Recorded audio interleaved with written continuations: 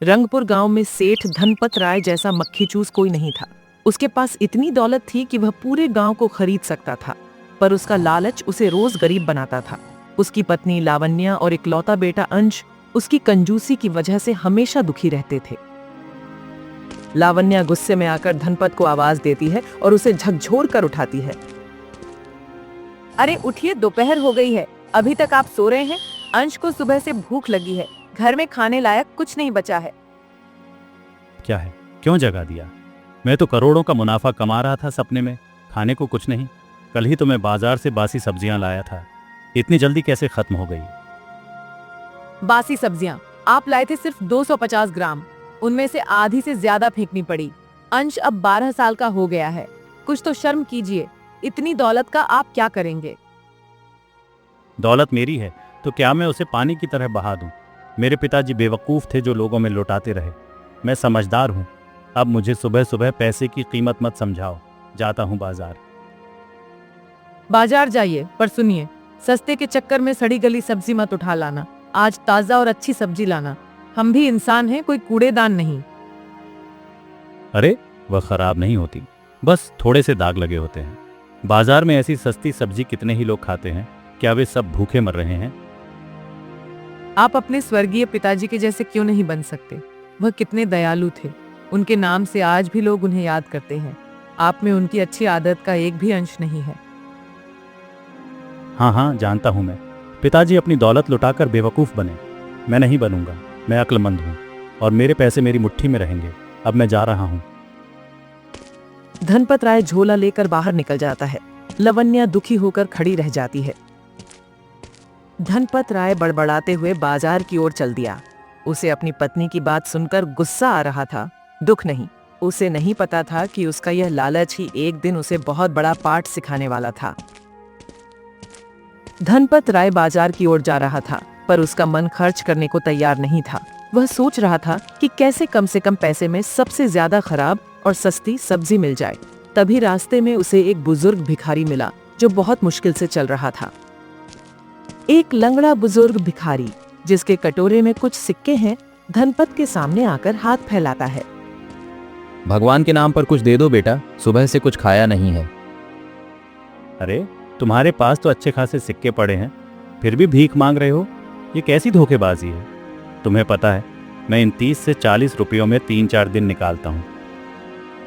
छोटे मालिक, आप तो मुझे जानते हैं। मैं आपके पिता सेठ अमीरचंद के समय में भीख नहीं मांगता था। वे हर महीने मेरे परिवार का खर्चा देते थे और आप उनकी मदद करने के बजाय ताना मार रहे हैं। अबे ओ, अगर तुझे मेरे पिताजी की इतनी ही याद आ रही है तो जा उन्हीं के पास। मैं उनकी तरह बेवकूफ़ नहीं हूँ जो अपनी दौलत लुटा दूँ। अब मेरा समय खराब मत कर, चल निकल यहाँ से। भिखारी दुखी और गुस्से से धनपत को देखता हुआ वहां से चला जाता है। धनपत सब्जी की दुकान पर पहुंचता है। धनपत राय जल्दबाजी में बाजार पहुंचा। उसकी नजर सबसे पुरानी और सस्ती सब्जी पर पड़ी। एक सब्जी वाला रमेश आलू बेच रहा था। हे सब्जी वाले, ये आलू कितने रुपए किलो है? यह ताजा आलू है छोटे मालिक, 20 रुपए किलो। क्या 20 रुपए? इतने महंगे? कल शाम को तो तूने मुझे बचे हुए आलू 10 रुपए किलो में दिए थे। मुझे वही वाले आलू दे। मालिक, वह आलू खराब होने वाले थे, इसलिए सस्ते में दिए थे। उनमें से आधे से ज्यादा तो सड़ गए होंगे। आप क्यों खराब आलू लेना चाहते हैं? ये तेरा काम नहीं है, तेरा काम है बेचना। मुझे वही आलू दे। और सुन, तूने पूछा ही नहीं कि मुझे कितने चाहिए। कितने चाहिए छोटे मालिक? सिर्फ 250 ग्राम। चल जल्दी से तौल दे और ये सब बातें अपने पास रख। रमेश को गुस्सा आता है, पर वह चुपचाप सबसे खराब आलू तौल कर देता है। धनपत बड़बड़ाते हुए खराब आलू लेकर घर की ओर चल देता है। धनपत राय को थोड़ी सी सब्जी भी सबसे घटिया चाहिए थी ताकि उसके पैसे बच जाएं। उसे इंसानियत, अपने परिवार और अपनी इज्जत की कोई फिक्र नहीं थी, पर यह लालच ही उसके जीवन में तूफान लाने वाला था। सेठ धनपत राय ने बाजार में भी अपनी कंजूसी का प्रदर्शन किया और घर लौटे। लावण्या ने जैसे ही झोले में झांका, उसका सब्र का बांध टूट गया। उसके लिए अब अपने पति की यह मक्खी चूसी सहन करना नामुमकिन था। यह क्या उठाकर ले आए जी? अब तो हद हो गई। यह सब्जी है या कूड़ा? 250 ग्राम में हम 3 लोग क्या खाएंगे? तुम्हारी यह कंजूसी अब मुझसे बर्दाश्त नहीं हो रही। पागल हो गई हो क्या? ये पूरे 4 रुपए की सब्जी है, इससे तेल भी कम खर्च होगा, गैस भी बचेगी। तुम्हें पैसे की कीमत मालूम नहीं है। अरे आप एक चाकू खरीद लाइए और उसी से हम दोनों के गले काट दीजिए। आप अकेले ही रहना, तब आपके लाखों रुपए बचेंगे। कम से कम मुझे रोज रोज ये अपमान तो नहीं सहना पड़ेगा। चाकू खरीदने के लिए भी पैसे क्यों खर्च करूं? रसोई में पड़ा तो है। और सुनो, ये बढ़िया आइडिया है। तुम भूखी रहोगी, तुम्हारा बेटा भी भूखा रहेगा। चलो अच्छा है, कम से कम एक दिन का खाना तो बचेगा। धनपत की यह बात सुनकर लावण्या सदमे में आ जाती है। वह अपने पति को घूर कर देखती है। हे भगवान, मैं इस आदमी का क्या करूं? मुझे पूरा यकीन है कि कल को अंश और मैं बीमार पड़ गए तो आप हमारी दवाई के लिए भी 1 रुपया नहीं देंगे। क्या आप सच में अपने बेटे से इतनी नफरत करते हैं? दवाई के लिए पैसे? मूर्ख! पहले के लोग जब बीमार पड़ते थे तो क्या डॉक्टर के पास जाते थे? जंगल की जड़ी बूटियां खाकर ही मुफ्त में ठीक हो जाते थे। ये तो आजकल के डॉक्टरों के चौंचले हैं। मैं सब जानता हूँ, मुझसे ज्यादा अक्लमंद कोई नहीं है। बस बहुत हो गया, इससे ज्यादा मैं तुम्हें बर्दाश्त नहीं कर सकती। पत्नी होने के नाते मैंने तुम्हारी सेवा कर ली, पर अब और नहीं। मैं और मेरा बेटा इस घर में अब एक पल नहीं रह सकते। जा रही हूँ मैं। लावण्या अपने बेटे को लेकर गुस्से में घर से निकल गई, पर सेठ धनपत राय को कोई फर्क नहीं पड़ा। उसने राहत की सांस ली। उसका लालच अब उस पर पूरी तरह हावी हो चुका था। उसे नहीं पता था कि उसका यह फैसला उसके लिए जीवन का सबसे बड़ा मोड़ साबित होने वाला है। लावण्या का दिल दुख और गुस्से से भरा था। उसने फैसला कर लिया था कि वह अब और उस लालची आदमी के साथ नहीं रहेगी। वह जंगल के रास्ते से मायके जा रही थी, पर अंश बहुत थक चुका था। माँ, मेरे पैर में चोट लग गई, अब मुझसे और चला नहीं जा रहा है। अरे चोट तो नहीं आई बेटा, चलो सामने एक पुराना पीपल का पेड़ है, वहाँ बैठकर थोड़ा आराम करते हैं, फिर चलेंगे। लावण्या अंश को लेकर पेड़ के नीचे बैठती है और तभी वहाँ एक साधु भिक्षा मांगने आ जाता है। ईश्वर के नाम पर बाबा को कुछ दे दो बेटी। क्या बाबा, आप भी किससे मांग रहे हैं? जिसका पति उसे 1 पैसा भी नहीं देता, वह आपको क्या देगी? मैं सेठ धनपत राय की पत्नी हूँ, पर मैं आज बेघर हूँ। बेटी, मैं तुम्हें जानता हूँ। तुम सेठ अमीरचंद की बहू हो, है ना? वह बहुत दयालु व्यक्ति थे। वह हर महीने साधुओं की सेवा करते थे। हाँ बाबा, आपने सही पहचाना। उनके जाने के बाद उनके बेटे धनपत ने सारी परंपरा तोड़ दी। वह दान देने में मशहूर थे और उनका बेटा कंजूसी में। इतनी दौलत होने पर भी वह अपने बेटे के लिए कपड़े तक नहीं खरीदता। मैं बहुत परेशान हूँ। बेटी, मुझे तुम्हारे दुख का पता है। सिर्फ तुम नहीं, बल्कि पूरा गांव उसकी कंजूसी से त्रस्त है। जाओ, तुम अपने घर वापस जाओ। कल से तुम्हारा पति सुधर जाएगा। सच कह रहे हैं बाबा, क्या ऐसा हो सकता है? हाँ, सच में। पर तुम्हें मेरी एक बात माननी होगी। घर जाकर अपने पति से कुछ मत कहना, बस सामान्य व्यवहार करना। साधु के कहने पर और उसके रहस्यमयी चेहरे पर भरोसा करके लावण्या वापस घर जाने का फैसला करती है। ठीक है बाबा, अगर मेरी जिंदगी में शांति आ जाए तो मैं आपको धन्यवाद दूंगी। लावण्या को साधु की बातों पर यकीन नहीं था, पर उसमें एक नई उम्मीद जगी। वह अंश को लेकर वापस अपने घर की ओर चल दी। उसे नहीं पता था कि यह साधु कोई आम व्यक्ति नहीं, बल्कि एक मायावी था जो उसकी मदद करने आया था। सुबह होते ही किसी ने दरवाजा जोर से खटखटाया। लावण्या ने दरवाजा खोला, मगर सामने खड़े व्यक्ति को देखकर वह बुरी तरह हैरान रह गई। सामने बिल्कुल धनपत राय जैसा दिखने वाला एक नौजवान खड़ा था जो मुस्कुरा रहा था। दैया रे दैया, आप तो अंदर सो रहे थे। क्या एक ही रात में कंजूसी के साथ साथ जादूगरी भी सीख लिया आपने? मुझे अंदर आने के लिए नहीं कहेंगी भाभी। मैं विनय हूँ, आपका देवर और धनपत का जुड़वा भाई। विनय अंदर आता है और सो रहे धनपत को जगा देता है। अरे तुम तो चली गई थी, फिर वापस क्यों आ गई? और ये कौन है? कौन है तू, मेरा जुड़वा भाई? पागल हो गया है क्या? मैं अपने पिताजी की इकलौती संतान हूँ, मेरा कोई भाई नहीं है। नहीं भैया, आपको गलतफहमी हुई है। पिताजी ने आपको इस बारे में कभी नहीं बताया। उन्होंने मुझे बचपन से ही दूर रखा था, पर कुछ दिनों पहले ही मुझे पता चला कि पिताजी अपनी सारी जायदाद मेरे नाम कर गए हैं। इसलिए मैं तुरंत दौड़ा चला आया हूं। तेरा दिमाग तो ठीक है, ये सारी दौलत मेरी है।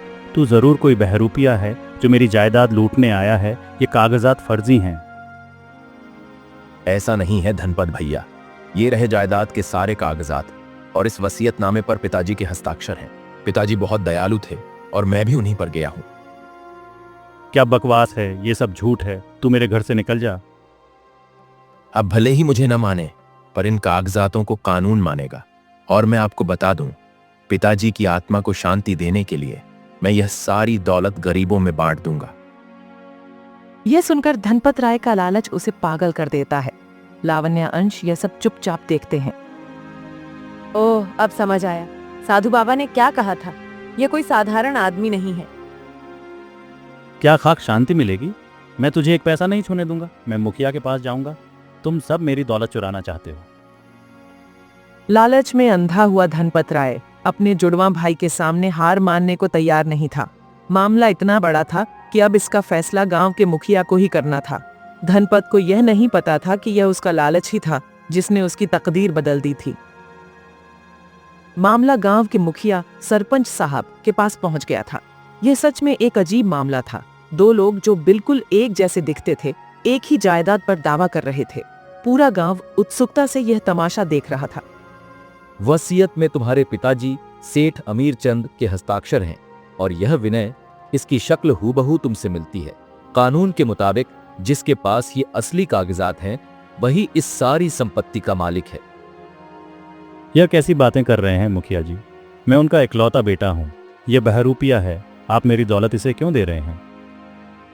मैं कोई अपनी तरफ से नहीं कह रहा हूं धनपत। कागजात और सबूत सब विनय के पक्ष में हैं। अब इसकी मर्जी है कि यह इस दौलत को दान करे या अपने पास रखे या तुम्हें दे दे। विनय आगे आता है और पूरी गंभीरता से गांव वालों को संबोधित करता है। मुखिया जी, पिताजी बहुत दयालु थे, पर मेरे भाई की कंजूसी के चर्चे दूर दूर तक हैं। सारा गांव जानता है कि इन्होंने अपनी पत्नी और मासूम बच्चे को भी भूखा रखा। इतनी दौलत होने पर भी इन्हें दया नहीं आई। इन्होंने सही कहा। इनकी कंजूसी ने मुझे घर छोड़ने पर मजबूर कर दिया था। वैसे तो मैं सारी दौलत इन्हें दे देता, पर इनकी कंजूसी की आदत और लालच को देखकर मुझे डर है कि पिताजी की आत्मा को शांति नहीं मिलेगी। इसलिए मैं सारी जायदाद और दौलत गरीबों में दान कर दूंगा। विनय की बात सुनकर धनपत राय का सारा लालच और अहंकार टूट जाता है। उसे अपनी दौलत छिन जाने का डर सताने लगता है। नहीं, ऐसा मत करो भाई। अगर तुम सारी जायदाद दान कर दोगे तो मेरी पत्नी और मेरे बच्चे का क्या होगा? मैंने उनसे जो किया वह मेरी गलती थी। माफ कर दो। पत्नी और बच्चे का ख्याल तुम्हें तब क्यों नहीं आया जब तुम उन्हें सड़ी सब्जी खिलाते थे? उनका ख्याल तुम्हें तब क्यों नहीं आया जब वह भूखे थे? भाई, मुझे अपनी गलती का पछतावा है। अब मुझे एहसास हो गया है कि मैंने कितना बुरा किया है। अगर तुम ये जायदाद मेरे पास ही रहने दोगे तो मैं वादा करता हूँ कि मैं भी पिताजी की तरह दयावान बनूंगा और अपनी कंजूसी की आदत को हमेशा के लिए छोड़ दूंगा। धनपत राय का यह पश्चाताप उसके लालच से ज्यादा मजबूत था।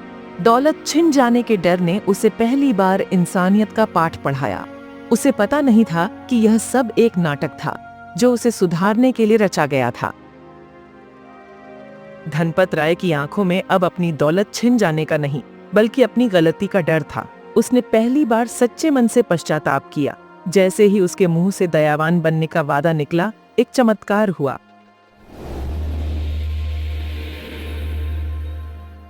दैया रे दैया, ये क्या हुआ? तुम तो साधु हो। साधु महाराज, मुझे नहीं पता था कि आप इतने पहुंचे हुए संत हैं। आपने ही मुझे वापस घर जाने को कहा था। ये सारा नाटक आपने हमें सुधरने के लिए किया था। हाँ बेटी, मैं कोई मामूली साधु नहीं हूं, बल्कि मायावी साधु हूं। तुम्हारी आंखों की उदासी और तुम्हारे पति का अत्याचार मुझसे देखा नहीं गया। मैंने यह सारा नाटक इसलिए किया ताकि तुम्हारी आंखें खुल जाएं। साधु धनपत राय की तरफ देखते हैं जो जमीन पर शर्मिंदा बैठा है। तुम्हारी आंखें बता रही हैं कि तुम्हें अपनी गलती का सच्चा पश्चाताप है। तुम अक्लमंद थे, पर तुम्हारा लालच तुम्हें अंधा बना रहा था। मैंने तुम्हें गरीब बनने का डर दिखाया ताकि तुम्हें दयावान बनने की असली कीमत समझ आए। साधु महाराज, मैं वादा करता हूँ, मैं कसम खाता हूँ कि अब मैं कभी भी कंजूसी नहीं करूँगा। मैं अपने पिताजी की तरह दयावान बनूंगा और अपनी दौलत का इस्तेमाल गांव की भलाई के लिए करूंगा। मेरी पत्नी और मेरे बेटे को माफ कर दो। ये सचमुच एक अद्भुत चमत्कार है धनपत। अगर तुम सच में सुधर गए हो तो पूरा गांव तुम्हारे साथ है। ये सब आपकी कृपा है महाराज। आज मेरे पति मुझे वापस मिल गए हैं। मेरा आशीर्वाद तुम्हारे साथ है। याद रखना, दौलत केवल जरूरतें पूरी करने के लिए होती है, मुट्ठी में बंद करने के लिए नहीं। अब मैं चलता हूँ। उस दिन के बाद से सेठ धनपत राय पूरी तरह से बदल गया। लालच और कंजूसी की आदत हमेशा के लिए खत्म हो गई। अब वह अपने पिताजी की तरह दयावान और उदार बन चुका था। कहानी का अंतिम अध्याय अब शुरू होने वाला था। साधु के जाने के बाद सेठ धनपत राय पूरी तरह से बदल गए। उन्होंने अपनी कंजूसी की आदत हमेशा के लिए छोड़ दी। उन्होंने अपनी पत्नी लावण्या से माफी मांगी और अपने बेटे अंश के लिए अच्छे कपड़े खरीदे। अब वह अपने पिताजी की तरह दयावान और उदार बन चुके थे। ये लो भाई, और चिंता मत करना, जब भी जरूरत हो मेरे पास आ जाना। आप अब बिल्कुल अपने पिताजी की तरह बन गए हैं। इतनी खुशी मुझे कभी नहीं मिली थी। तभी रमेश भिखारी मिठाई का डिब्बा लेकर वहां आते हैं। सेठ जी, ये मिठाई लीजिए। आपने मेरे ठेले पर से खराब सब्जी लेना बंद कर दिया और अब ताजी सब्जी लेते हैं। मेरा कारोबार अब ईमानदारी से चल रहा है और इसमें आपकी बड़ी मदद है। सेठ जी, मुझे माफ कर दीजिए। मैंने आपको बुरा भला कहा था। अब मुझे भीख मांगने की जरूरत नहीं पड़ती क्योंकि आप गरीबों की मदद करते हैं। आप सचमुच अपने पिताजी के सच्चे वारिस हैं। नहीं भाई, मैंने ही गलती की थी। मैंने लालच में तुम्हें अपमानित किया था। अब मैं अपनी दौलत का इस्तेमाल सबकी भलाई के लिए करूंगा।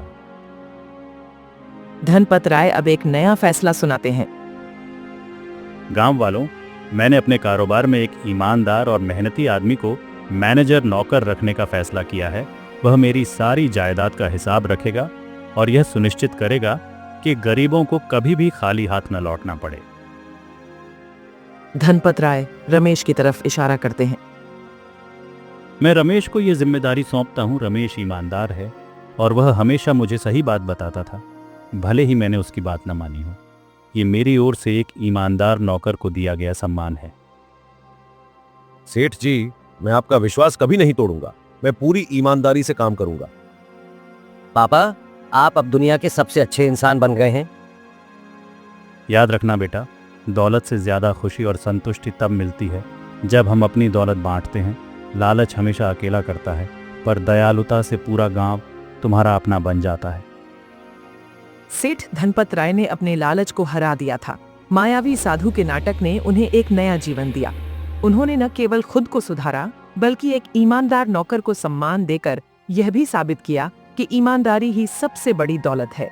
और इस तरह लालची सेठ की कहानी दयावान सेठ की कहानी बनकर रंगपुर गांव के इतिहास में हमेशा के लिए अमर हो गई।